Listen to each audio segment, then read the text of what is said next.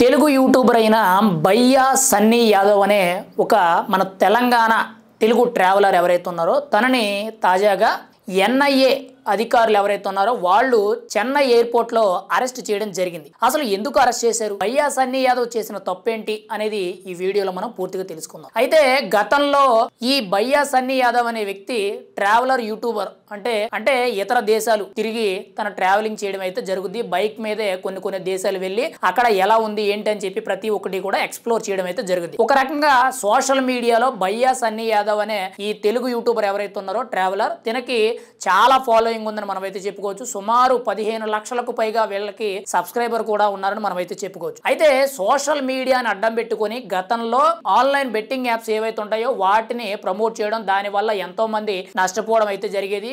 ఎక్కువగా YouTube platform ని main వేదికగా చేసుకొని ఇన్స్టాగ్రామ్ అండ్ టెలిగ్రామ్ ఇటువంటి ప్లాట్ఫామ్ ఏవైతే ఉన్నాయో సోషల్ మీడియాని వేదికగా చేసుకొని ఈ బెట్టింగ్ యాప్స్ ని ప్రమోట్ చేయడం జరిగింది. అయితే తెలంగాణ ఆర్టీసీ ఎండీగా ఉన్న విసి సజ్జనార్ గారు ఎవరైతే ఉన్నారో ఆయన గతంలో ఈ బయ్యా సన్నీ యాదవ్ మీద సోషల్ మీడియా వేదికగా కొన్ని పోస్టులు చేసి తనను ఇలా ఆన్లైన్ బెట్టింగ్ యాప్స్ కి పాల్పడుతున్నాడు, తన వల్ల చాలా మంది కూడా నష్టపోతున్నారు, కొంతమంది ప్రాణాలు కోల్పోతున్నారని చెప్పి చాలా గట్టిగా స్పందించడం జరిగింది. వెంటనే కూడా తన మీద కేసులు కూడా నమోదవడం జరిగింది. సూర్యాపేట జిల్లా నూతనకల్ పోలీస్ స్టేషన్ ఏదైతే ఉందో ఆ పోలీస్ స్టేషన్ లో కొన్ని కేసులు కూడా నమోదవడం జరిగింది. ఒక రకంగా చెప్పాలనంటే బెట్టింగ్ యాప్స్ ని ప్రమోట్ చేయడం వల్ల తను ఇరకాటంలో ఇరుక్కున్నాడని మనం అయితే చెప్పుకోవచ్చు. కానీ తాజాగా చూసుకుంటే తను పాకిస్తాన్ కి సంబంధించిన ఒక యూట్యూబ్ లాగ్ అయితే చేయడం జరిగింది. దాని మీద ఎన్ఐఏ జాతీయ నేషనల్ ఇన్వెస్టిగేషన్ సంస్థ ఏదైతే ఉందో దానికి సంబంధించి తనని చెన్నై ఎయిర్పోర్ట్ లో పట్టుకోవడం జరిగింది. పాకిస్తాన్ కి సంబంధించి అక్కడ యూట్యూబ్ వీడియో లాగింగ్ చేయడం జరిగింది. ఎందుకనంటే ఆల్రెడీ పహల్గామ్ దాడి మీద 26 మంది మన హిందువులు చనిపోయారు. తర్వాత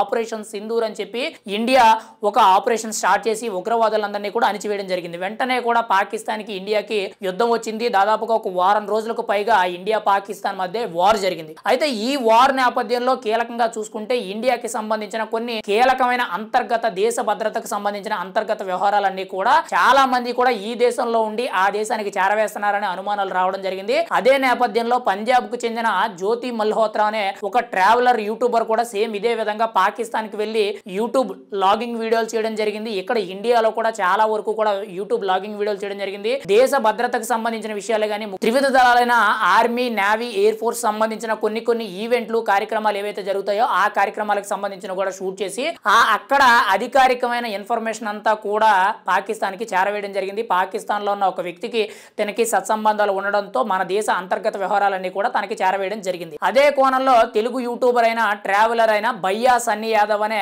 ఈ తెలుగు యూట్యూబర్ ఎవరైతే ఉన్నారో తెలంగాణ వాసి తిన మీద కూడా కొంత అధికారులు దృష్టి పెట్టడం జరిగింది. తాజాగా తిన కూడా పాకిస్తాన్ కి వెళ్లి తిరిగి వస్తుండగా, పాకిస్తాన్ నుండి ఇండియాకి తిరిగి వస్తుండగా చెన్నై ఎయిర్పోర్ట్ లో తనని అదుపులోకి తీసుకురావడం అయితే జరిగింది. ఇక్కడ ముఖ్యంగా ఇప్పుడు ఎన్ఐఏ పర్యవేక్షణలో విచారణ అనేది కొనసాగుతుంది.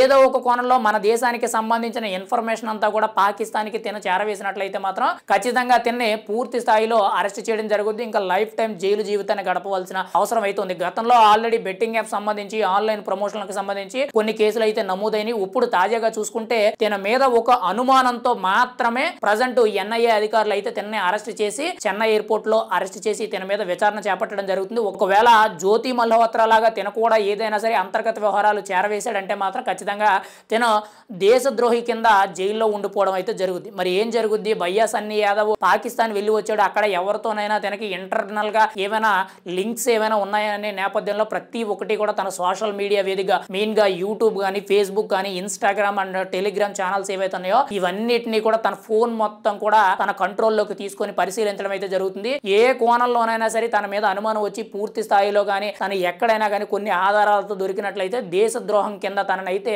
ఖచ్చితంగా జైల్లో పెట్టడం అయితే జరుగుతుంది. ఇది ప్రస్తుతానికైతే విచారణ మాత్రమే జరుగుతుంది. మరి ఏం జరుగుద్ది, బయ్యా సన్నీ యాదవ్ ఏమైనా తప్పు చేశాడా లేదనేది మనం అయితే ఎదురు చూడాలి.